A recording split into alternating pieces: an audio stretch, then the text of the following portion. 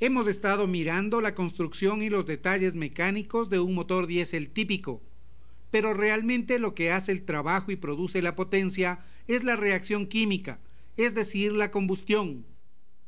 En los combustibles fósiles tales como carbón, aceite y gas, los elementos principales que se queman y producen el calor son el carbono y el hidrógeno.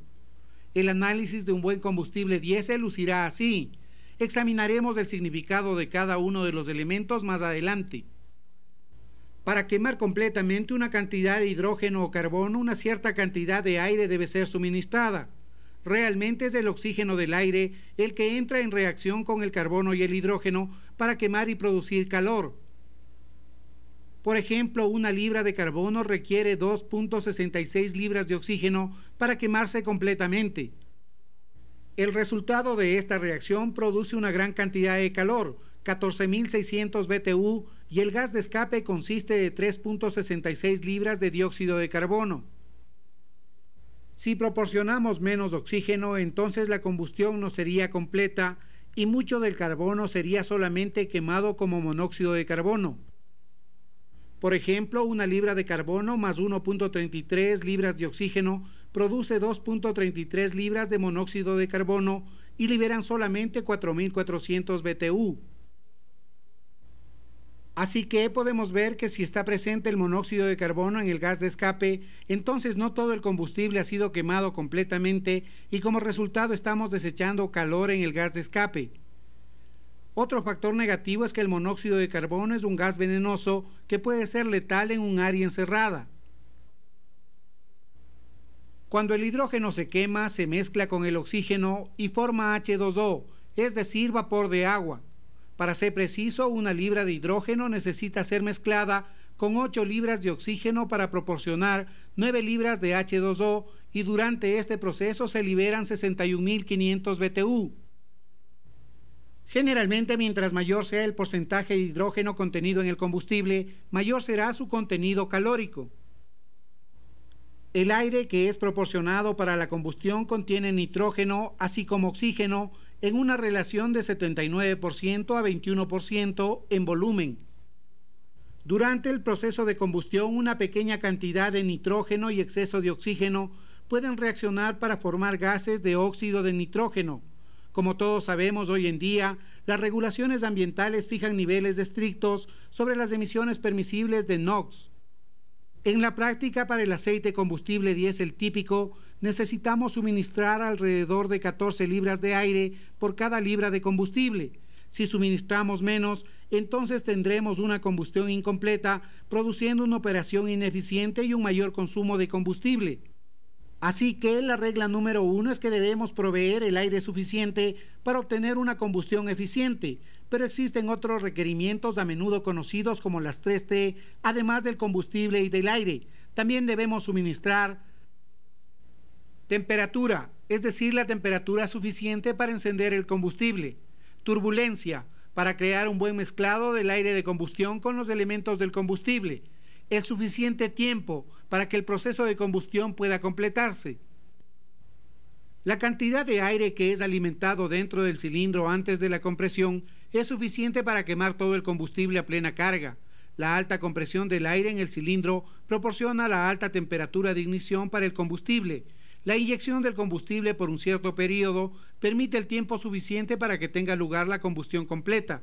Finalmente, el diseño de la cámara de combustión promueve la turbulencia requerida para un buen mezclado. Miremos los diversos diseños de cámaras de combustión. En la mayoría de arreglos más simples, la corona de la cabeza del pistón tiene una forma especial para promover la turbulencia del aire y del combustible. Esto se conoce como una cámara de combustión abierta. Este tipo de cámara de combustión abierta usualmente está combinada con pórticos de entrada direccionales en la culata. Estos puertos imparten una acción de remolino al aire cuando ingresa dentro del cilindro al pasar por las válvulas de admisión. Cuando el pistón sube el contorno de la cabeza del pistón, aumenta la turbulencia, hasta que un rociado de combustible, es decir, combustible atomizado, es inyectado para crear una mezcla turbulenta de combustible. En un motor diésel, la combustión tiene lugar relativamente lento. El primer efecto de la inyección de combustible es enfriar el aire cuando el combustible se vaporiza. Esto produce un retardo momentáneo o demora antes de que la temperatura suba nuevamente y la ignición ocurra. Las partículas más pequeñas de combustible atomizado se queman primero, aumentando así la temperatura en la cámara de combustión y promoviendo la combustión de las partículas más grandes. Ahora, cuando se agrega combustible adicional, la ignición tiene lugar rápidamente. Esta fase final rápida de la combustión produce un mayor aumento de presión dentro de la cámara de combustión y un golpeteo resultante que es el sonido característico de todos los motores diésel, particularmente a una carga ligera. Durante un arranque en frío, el retardo del encendido durante la primera etapa de combustión puede ser muy prolongado. Podemos entonces alcanzar esta situación cuando una gran acumulación de combustible inyectado eventualmente se enciende y se quema todo de una sola vez. La presión resultante extremadamente alta crea un golpeteo mucho mayor, usualmente conocido como detonación, el cual produce un desgaste excesivo de los pistones y cojinetes. Si la detonación ocurre, la cantidad de combustible que ingresa debería reducirse inmediatamente. Claramente, un control preciso de la inyección de combustible es esencial para alcanzar una buena combustión y operación del motor diésel. Estaremos viendo el sistema de inyección de combustible en el siguiente video de esta serie.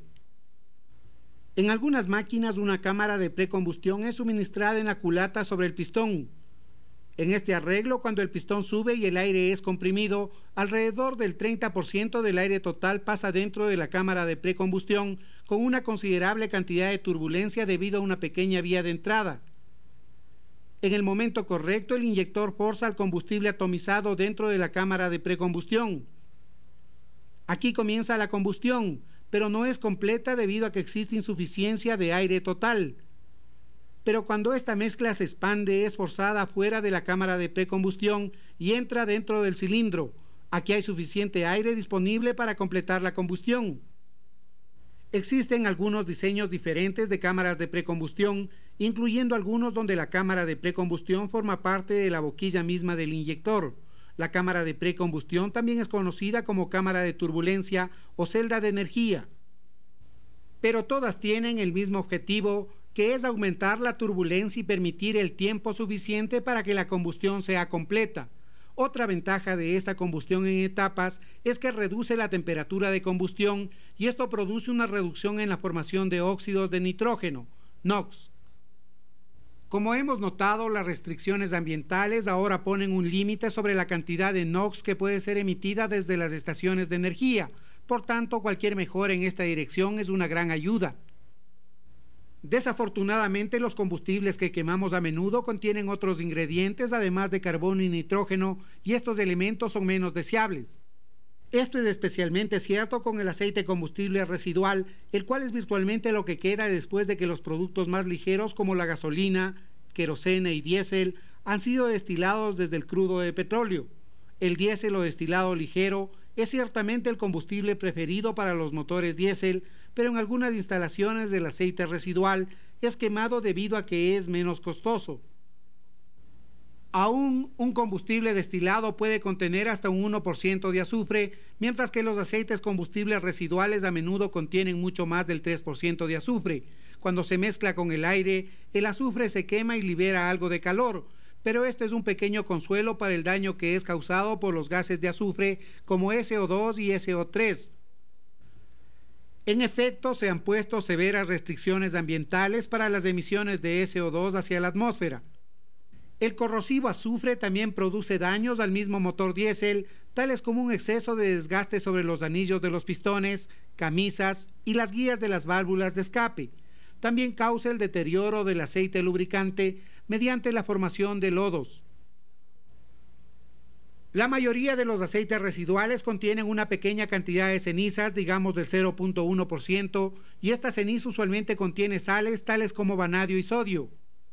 Ambos de estos elementos son indeseables y producen corrosión a alta temperatura y también la formación de depósitos que pueden causar un atascamiento de las válvulas. Los depósitos también pueden crear puntos calientes que ocasionen detonaciones. El aceite combustible residual también puede contener una cierta cantidad de agua, quizás tanto como 5% comparado con el 0.1% de los combustibles destilados. Como veremos en el siguiente video, deben tomarse medidas especiales para disponer de esta agua durante el almacenamiento y en el proceso de manejo del combustible. Idealmente deberíamos quemar un combustible que no contenga ninguno de estos elementos indeseables, pero no siempre es posible debido a factores económicos. Incluso los combustibles bajos en azufre contendrán cierta cantidad de azufre con el potencial de producir daños por corrosión. Es esencial tomar muestras del combustible regularmente y analizarlas para obtener el porcentaje de sus constituyentes. Solo así sabremos lo que estamos quemando y los posibles problemas que vamos a encarar. Otras propiedades importantes del combustible que usualmente son dadas con las especificaciones del mismo son el valor calórico en BTU por libra o kilocalorías por kilogramo, usualmente dentro del rango de 18.000 a 19.500 BTU por libra, digamos 10.000 kilocalorías por kilogramo. Su gravedad específica de 0.825 para aceite ligero y 0.966 para aceite pesado. El punto de inflamación usualmente entre 100 y 130 grados Fahrenheit, digamos 38 a 54 grados Celsius. Mientras menor sea la temperatura del punto de inflamación, mayor será el peligro de incendio. Punto de fluencia. Es la temperatura bajo la cual el combustible no fluirá. El aceite combustible pesado puede tener un punto de fluencia de 50 grados Fahrenheit y por lo tanto requerirá de calentamiento en las tuberías y tanques para permitir su bombeado durante los meses de invierno. Viscosidad. Es la medida de la facilidad de fluir o espesor del combustible. Una baja viscosidad mejora la atomización del combustible para la inyección. La viscosidad puede ser reducida aumentando su temperatura. El valor típico está entre 40 y 300 SSU a 100 grados Fahrenheit. Volatilidad, una medida de la facilidad por la cual el combustible se enciende. Esto se da a menudo mediante el número de centano, donde 100 proporciona una excelente ignición. El valor normal mínimo es de alrededor de 40. El residuo de carbón es una medida de la cantidad de carbón dejada después de la combustión. Esto nos da una indicación de la cantidad de depósito en la cámara de combustión que se formará en el motor. El valor normal está alrededor de 0.35%. Hemos incluido en su libro de trabajo las especificaciones estándar para los aceites normalmente consumidos en los motores diésel. Asegúrese de revisar el análisis del combustible para su propia planta. En algunos motores diésel se hace la provisión para inyectar un combustible secundario bajo ciertas condiciones. Un ejemplo de esto sería la adición de una pequeña cantidad de gasolina o propano dentro del cilindro cuando el motor diésel está trabajando a plena carga. Esto permitiría que la cantidad de combustible diésel sea reducida para reducir así el humo desde el escape. Generalmente el combustible auxiliar es admitido mediante un inyector durante la carrera de admisión.